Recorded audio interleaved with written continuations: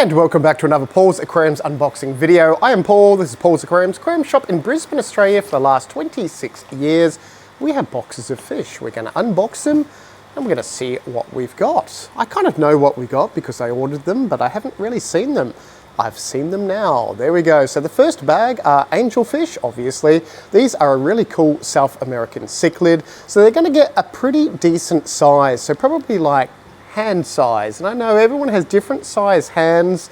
They will get big enough to eat small fish like a neon tetra, but while they're small, they're okay with small fish like neon tetras.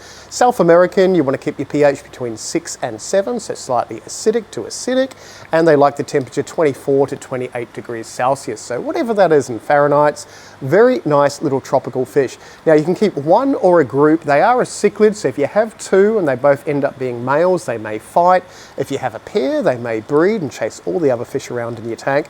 I would probably recommend growing up a group of them if you've got like a 4-foot tank or bigger.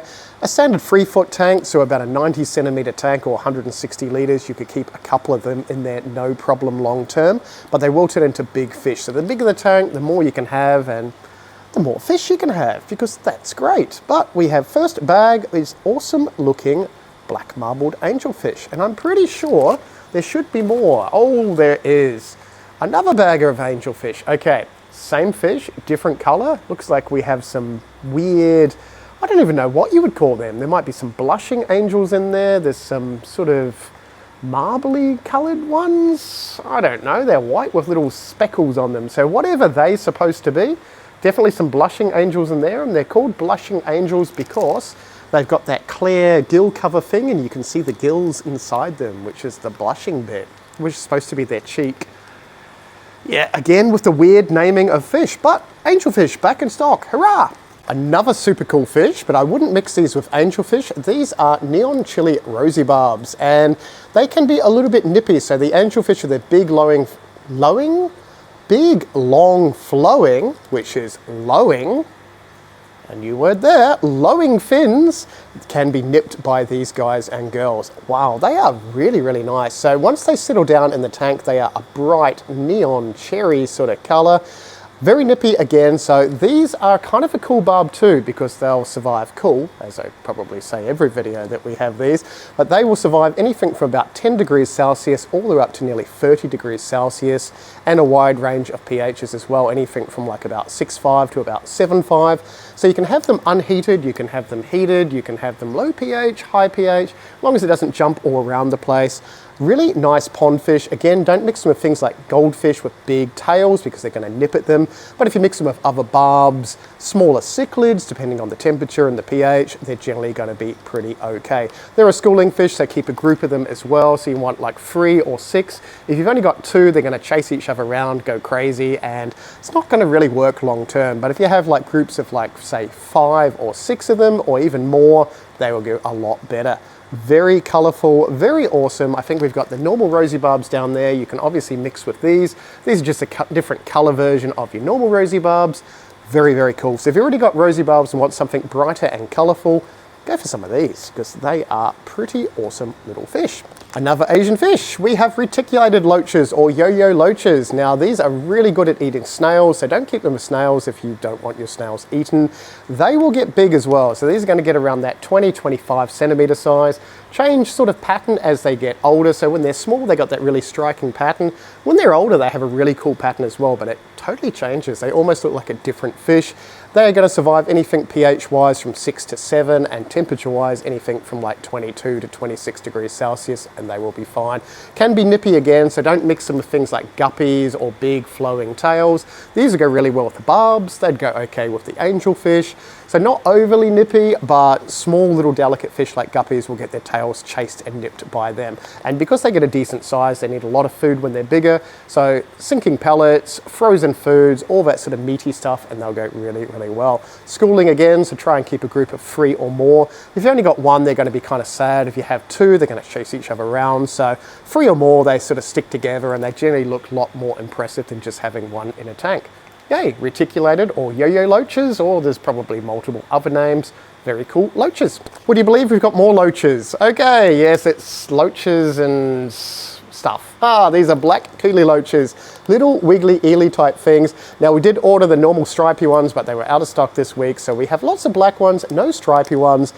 Again, a super peaceful loach. They don't eat snails. They're kind of one of those weird loaches that don't, but they're going to eat worms, dig up all your substrate and look for uneaten food and stuff like that.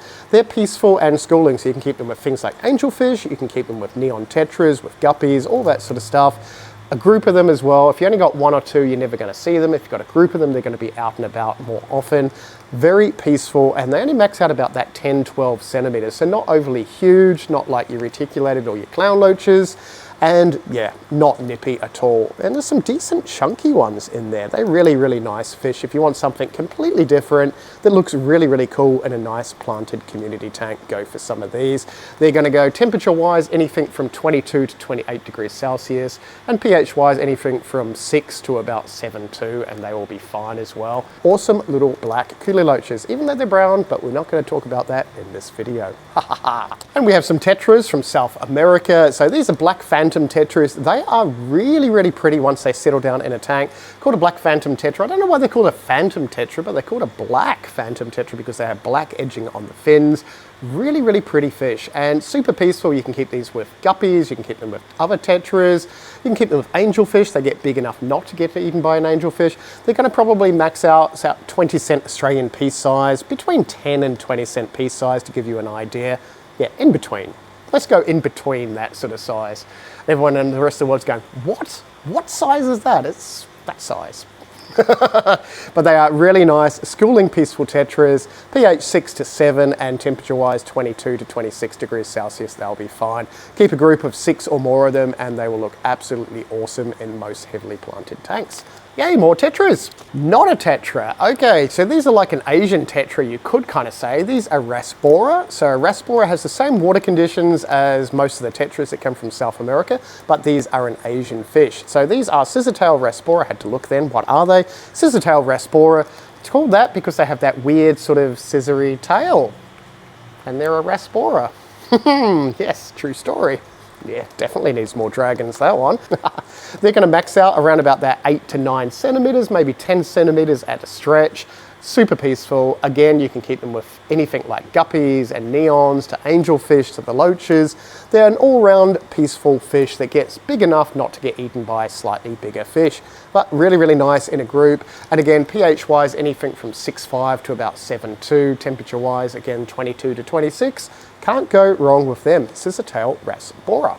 And if you saw my last couple of videos, you would have seen this absolutely awesome terrarium. Look at that. It comes with its own 7-watt light. Really, really easy to use. They've got a cool little weird feature in their lid, but I currently have these available. So they are $110 each. You get the light, you get the stand, you get the whole bowl. So it doesn't come with any substrate or any rocks, but if you do want substrates and rocks, I can do little package deals for them. Awesome little bowls. I thought I would just add that to this video. They are in stock now if you're watching this on upload. Hurrah! Back to the video. And you've got to check these out. These are blood red high-fin swordtails. I know, if you saw last week's video with, I think, the red cap swordtails, which are really, really awesome, these are also really, really awesome. I know, I'm gonna probably just have to take a couple home. We do get these occasionally, so when we get them, come in and get them because they are really, really nice. Now, the high fin gene makes their fins really, really big too. I know I'm saying really, really nice, really, really big, really, really awesome, because they are. When they get bigger, and these are only small, when they mature and they get about that long, their fin just drapes over and they look crazy cool. So another cool live-bearing fish, so they give birth to live babies, hence why they're called live-bearing. So sort of like guppies do, and platies and mollies and all that sort of stuff, they'll have live young. So if you've got enough plants and stuff in your tank, you'll get a few babies survive. Once the female's impregnated by the male, it can have multiple batches, or she, not it, she can have multiple batches of babies as well, and you'll end up with lots of cool little baby swordtails. So they kind of get out of hand if you don't want to breed them, but if you want to breed them, they probably will never breed, because that's what happens with fish. But they will survive a huge range of temperatures and pH, so you can have them unheated in southeast Queensland as long as it doesn't get too cold. So if you do have them outside, make sure you don't get hailstorms or anything, wipe them out in winter. But they are generally pretty tough, so 10 degrees, 15 degrees Celsius, all the way up to like 30 degrees Celsius, and pH wise they don't like it acidic, so anything from 7 to about 7.5 is perfectly fine in their range. Really bright, really awesome, nice fish, and they're not overly expensive, so if you want something really colourful for a tank, go for these. They are nice, red, high fin, lovely swordtails. And I think we've still got lots of bluey black swordtails down there. There might still be some of the red cap swordtails from last week. I'm sure there's 3 or 4, so hopefully there's still some while you're watching this video. But if you're not sure, comment down below. I can get back to you on that. But yay, awesome, awesome red swordtails. And another really cool fish, because they can survive a little bit cooler than a lot of other tetras, are Buenos Aires tetras. So these are going to survive anything from like about 18 degrees all the way up to like 30 degrees. Schooling, they can be a little bit nippy, so don't mix these with guppies, but you can mix these with other tetras, raspora, all that sort of stuff. Angelfish, they're going to get about that big. They get more red on the fins. An all-round awesome little tetra, which doesn't really stay small, I guess. They're probably like a good 6 to 7 centimeters, so a pretty chunky tetra if you want something cool that can survive cool and is cool. pH-wise, anything from like 6.5 to 7, and yeah, that big temperature gradient, and they will be fine. But Buenos Aires tetras, haven't had them for a little while, so hopefully we'll have the gold ones in the next video or 2, because they're super awesome as well. And another raspora, so these are Harlequin raspora, again called the Harlequin raspora, yeah, great. Called Harlequin raspora because they have the Harlequin pattern, and that's got something to do with weirdness and stuff like that. Not even going to get into that, but they are a really peaceful little fish, so probably on par with neon tetras and super peaceful things like that. So you can keep them with guppies, with other small tetras. Don't keep them with big nippy fish, so I probably wouldn't keep them with Buenos Aires tetras long term when they are bigger. But even angelfish probably would not eat these, because these are going to get a little bit bigger than a neon tetra. Super, super peaceful and super colourful. Look at them. Lovely schooling fish, so pH-wise, anything from 6.5 to 7. Temperature-wise, 22 to 26 degrees Celsius, and you can't go wrong. Keep a group of them, same as the Buenos Aires tetras, so a school of 5 or more, and they always look a lot better. If you have groups of the same types of tetras all together, a lot better than just having 2, 2, and 2 and all that sort of stuff, because they do like to school in their own types. They look lovely in the bag, but there we go, Harlequin raspora back in. And we haven't had these for a while. These are diamond tetras. They are probably one of the prettiest underrated fish you can get. South American tetra, pH-wise 6 to 7, temperature-wise anything from 22 to 26 degrees Celsius. But they have little tiny lovely diamond sparkles on them, and they will get a decent size. They're going to get about 6 to 8 centimeters and full color on them. Well, by color, full sparkle. They have full sparkle. So that's what these ones look like right there. Up there is our display ones we've had for a few years, and you can see the shimmer on them. They are really, really nice. So expect about probably 4 to 6 months before they start to look like that, and they will live for a fair few years. Easy to breed, so they will spawn in captivity. Again, like tetras, you have to alter the water chemistry, so the water GH and pH for them to breed. But they're kind of weird when you breed them because the babies hide, so you would not know there's babies there. So they are really good at surviving in community tanks if your water quality is right. So we've bred quite a few of these over the years. Actually, all those ones up there we've bred ourselves. Yeah, go figure. So very, very cool little tetra. If you want something a little bit different than all the other stuff, but still looks absolutely awesome, go diamond tetras. And from South America, we have some suckerfish. Okay, slightly different. We haven't had these for a little while. These are gold spot plecos, and a gold spot pleco is going to get huge. So they're going to get around about 1.5 feet long. Yeah, they get that big. Takes them quite a while, so these are really, really good with other South American fish. You can keep them in community tanks if you've got like a 4x2 or a 6x2 tank, because they will get quite big, and if they're swimming around all the rocks and driftwood and plants, they're going to absolutely destroy everything. So you need a lot of open space for them. awesome algae eaters. They're going to eat just about any type of algae except for hair algae and stuff like that. So they're going to spend all the time on the glass, eating all the algae. They want algae-based foods, so spirulina wafers, that sort of stuff as well, and then you can't go wrong. They're only little at the moment. They're probably about 5-6 centimeters, but expect them to double every month in the right conditions, and you'll end up with a big, awesome fish. South American, so you want to keep the pH between 6 and 7. Temperature-wise, 20 degrees to about 28 degrees Celsius, and away you go. Very, very cool. Well, they were cool, but not cool water cool. What is cool water cool are white cloud mountain minnows, and they come from the White Cloud Mountains in China, hence why they're called white cloud mountain minnows, but they're not a minnow, and we won't even get into that. They are a really awesome pond fish in southeast Queensland. They're going to survive from a couple of degrees Celsius up to like 25, 26 degrees comfortably. They're going to cope with up to 30 degrees, but they really don't like it when it gets a little bit too warm. So if you've got them in a pond, make sure the pond doesn't get too much sun in the middle of the day. Otherwise, unheated, they are perfectly awesome. They used to be called poor man's neons because the babies have like a fluorescent bluey-green stripe to them. So when you breed them, you'll wonder what all these little glowing fish are in your tank that look like neons. They're actually the babies of these. And then they kind of dull down as they get bigger, but they've still got really nice red and yellows on them and gold, and they generally look like a pretty little fish. Awesome at eating mosquitoes. They're going to max out about that sort of 3 centimeters on average. They're not overly huge. You can keep them with smaller goldfish. You can keep them with small cold water rainbows, stuff like that.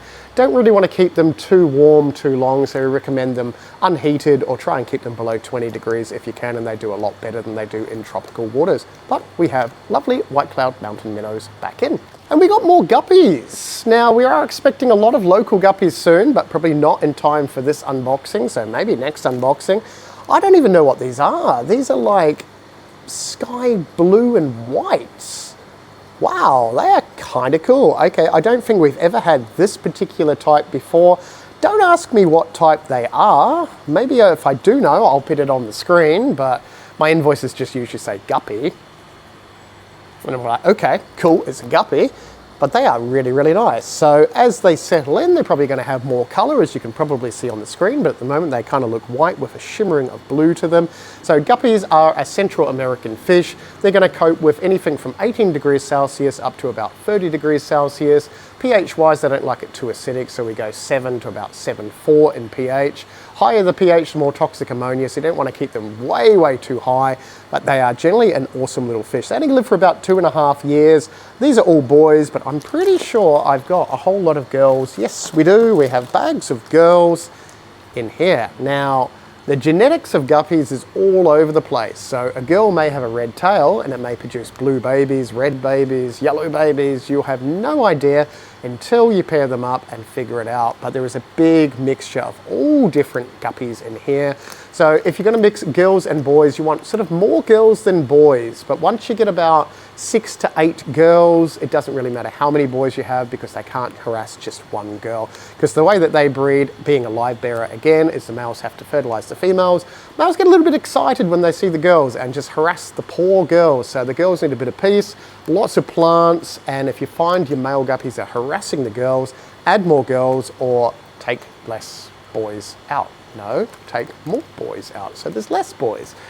You know what I mean. That way the girls will get a little bit of peace and you'll have lots of baby guppies. They will turn around and try and eat their own babies as well, so you can put them in little traps to save the babies, or lots of plants and stuff in your tank, but lots of female guppies back in.